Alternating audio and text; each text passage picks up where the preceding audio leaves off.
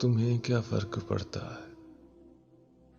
तुम्हारी मोहब्बत में तड़पता रहे कोई, सिसकता रहे कोई, बिलखता रहे कोई, तुम्हें क्या फर्क पड़ता है? तुम्हें तो बस खुद को बचाना है इस जालिम जमाने से, खुद को छुपाना है। किसी की नींद छिन जाए, किसी का दर्द बढ़ जाए और फट जाए जिगर उसका, तुम्हें क्या फर्क पड़ता है?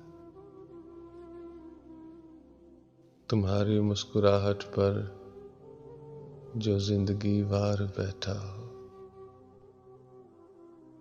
तुम्हें अपनी मोहब्बत का खुदा जो मान बैठा हो, उसे पल पल रुलाने पर, उसे भी छोड़ जाने पर तुम्हारा क्या बिगड़ता है?